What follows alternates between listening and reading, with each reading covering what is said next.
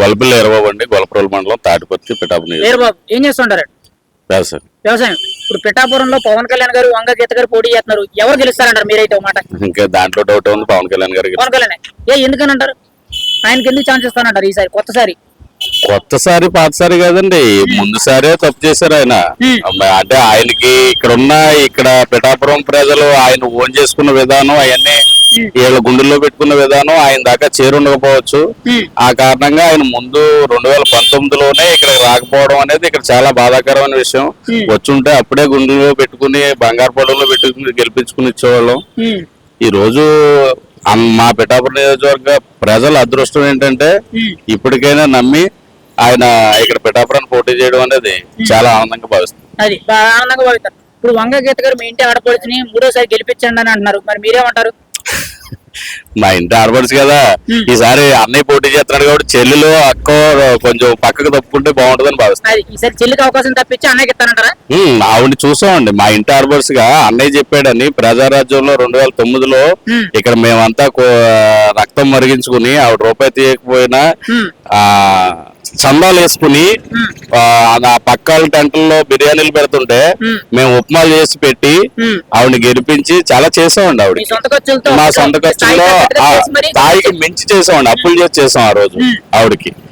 అందుకే పోనీ ఆవిడ కూడా ఏం చేయాలంటే అందరికీ ఆడబడుసు ఇంటి ఆడబడుసు అంటుంది కాబట్టి అదే ఇంటి ఆడబడుసుని మేము కోరుకునేది ఏంటంటే ఈసారి అన్నయ్య పోటీ చేస్తున్నాడు కాబట్టి ఆడబడుసు కొంచెం పక్కకు తప్పుకుని త్యాగం చేస్తే బాగుంటది, పోటీలోనే ఉండకూడదు. చాలా మంది ఏమన్నారంటే వంగ గీత గారు నామినేషన్ విత్డ్రా చేసుకుని జనసేన జాయిన్ అయిపోతున్నట్టు వార్తలు వస్తున్నాయి. మరి అది మీరేనట్టే అన్నయ్య పోటీ చేస్తున్నాడు, చెల్లి గారు పక్కకు తప్పుకుంటారంటారా? అది నిజమే అవుతుంటారా? అలాగని మనం ఎలా చెప్పగలం, వాళ్ళ వ్యక్తిగత విషయాలు కానీ అవన్నీ మేము కూడా అంత వేగా విరమించుకుంటారని మేము అనుకుంటలేదు. వాళ్ళ వ్యక్తిగత విషయాలు అదంతా పుకార్లే అని అంటారు. నేనైతే పుకార్లోనే అనుకుంటున్నాను. మరి ఇప్పుడు మరి ఏంటంటే పవన్ కళ్యాణ్ ఇక్కడ పోటీ చేస్తాడనంటే ముద్రగడ పద్మనాభం పవన్ కళ్యాణ్ ఓడించి తీరుతాం, ఓడించలేకపోతే పద్మనాభ రెడ్డి అని పేరు పెట్టుకుంటానని చెప్తున్నాడు. ఏం లేదండి, వాళ్ళు ఏదో స్క్రిప్ట్ పంపించారు, చదివారు అంతే. పూర్తిగా ముందు చదువుకుని అర్థం చేసుకుని ఉంటే కులాన్ని మార్చేసుకుంటానని అతను ఎందుకంటే ఆయన మా కులానికి పెద్ద ఆరాధ్య దైవం అని పూజించాం.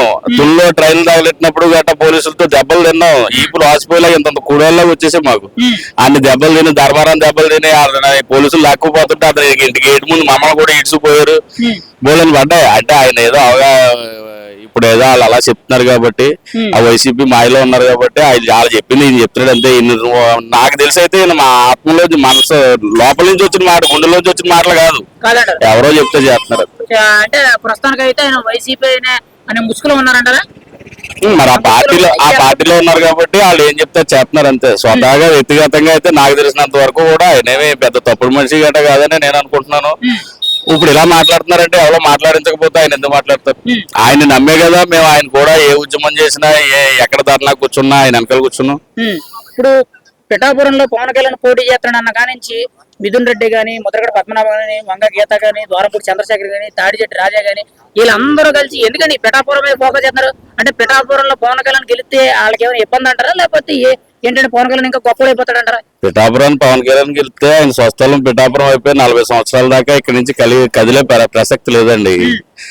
దానికి అయినా పవన్ కళ్యాణ్ అనే వ్యక్తి అసెంబ్లీకి వెళ్తే వీళ్ళకందరికీ నడలు దిగిపోతాయి. రేపటి నుంచి ఆ సమస్య కూర్చోడు కదా, ప్రతి అవినీతి మీద ప్రశ్నతో కూర్చుంటాడు ఈయన. ఈయనేదో డబ్బుల మీద ఆశతోటో డబ్బులు సంపాదించుకోవాలనో ఇందులోకి లేదు కదా. నేను కేసుల్లో ఉన్నాను, జైలుకి వెళ్ళకుండా ఇందులో ఉండిపోవాలి, ఈ పదవి లేకపోతే జైలు తోసేస్తారని కేసుల్లో ఆ భయాలు లేవు. నిజాయితీగా పోరాడే వ్యక్తి ఇలాంటి అతను చట్టసభల్లోకి వెళ్తే అలాంటి వాళ్ళకి ఇబ్బంది అవుద్ది. ఖచ్చితంగా ఓడించాలని చూస్తారు. వాళ్ళకి దడవుతుంది కాబట్టి వీళ్ళ విధానాలు మరి మంచిని లోపల రానిస్తే చెడేమైపోద్ది, పటాపంచలు అయిపోయి బయటకు పోవాల్సి వస్తుంది కాబట్టి వాళ్ళ జాగ్రత్తలు తీసుకుంటున్నారు. వాళ్ళైతే ఖచ్చితంగా ఇక్కడ ఓడించడానికి ప్రయత్నం చేస్తున్నారంటారు. అంతే, అది ఇప్పుడు మరి ఓడిన ప్రయత్నం మాత్రమే చేస్తారు, అంత మించి ఏం చేయలేరు. మరి ఓటుకి లక్ష ఇస్తాం, బండి ఇస్తాం, బంగారం ఇస్తాం అంటున్నారు. మరి ఈ మీరేమంటారు? ఎన్ని ఇచ్చినా మనిషి కూడా వెళ్ళి ఓటేయించలేడు కదా, గుర్రాన్ని చెరువు దాకా తోలుకెళ్తారు కానీ నీళ్ళు తాగించలేడు కదా. అది.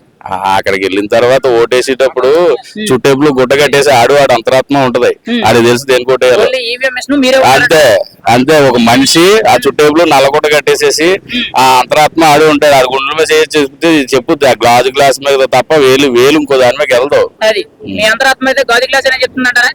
ఈ నియోజకవర్గంలో ఉన్న 2,32,000 మంది ఓటర్ల అంతరాత్మ కూడా అదే చెప్తుంది. అది నా ఒక్కడదే కాదు. అంటే వన్ సైడ్ అయ్యింది అంటారు. ఇది ఎలక్షన్ జరగడమే లేటు.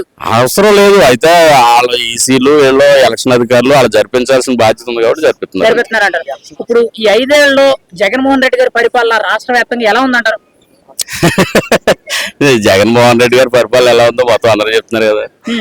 అంటే మీ ఒపీనియన్ ఏంటి? ఎక్కడ రోడ్ లేదు, ఏదో వాళ్ళు చేసేది ఎవరికి సంపాదించుకునే సంపాదన లేదు.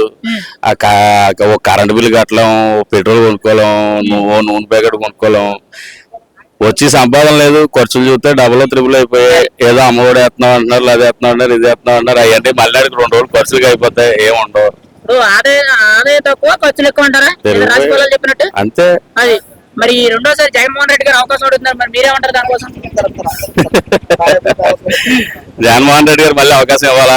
రెండోసారి అడుగుతున్నారండి, మరి మీ బిడ్డ, మరి మీరేమంటారు? మేము ఇవ్వండి. మీరైతే ఎవరంటారు? పక్క 100%. అది మరి ఇప్పుడు కొత్తగా రాష్ట్రం మొత్తం దుమారం రేపుతుందండి. ఒక చట్టం వచ్చి ల్యాండ్ టైటిల్ యాక్ట్ అని చెప్పి చట్టం తీసుకొచ్చారండి. అంటే ఏంటంటే మీరు సంపాదించుకున్న ఆస్తుల పత్రాలు ఉంటాయి కదండి, ఒరిజినల్ డాక్యుమెంట్స్, అవి గవర్నమెంట్ దగ్గర ఉండాలంటే దాని మీద ఆయన ముద్ర ఉండాలంట. డూప్లికేట్ మీ దగ్గర ఉండాలంట. ఎంతవరకు కరెక్ట్ అంటారు? ఆయన ఫోటో కూడా దాని మీద ఉండాలి. మన ఇల్లు మనం అమ్ముకోనకూడదు, మన భూమి మనం అమ్ముకోనకూడదు, మన భూమి మీద అర్జెంట్ గా పని వచ్చాను 100 రూపాయలు బ్యాంక్ లో పెట్టుకుని తనఖా పెట్టుకోనకూడదు. 2 సంవత్సరాలు అందులోకి వెళ్ళకపోతే ఆ భూమి మీద ఎవడన్నా వెళ్తే ఆడు సుప్రీంకోర్టులో కేసు వేయాలి. ఒక అరెకరం భూమి ఉన్నవాడు సుప్రీంకోర్టు కనుక వెళ్ళగలడా? అవన్నీ వాళ్ళ స్వార్థాల కోసం పెట్టుకున్నారు.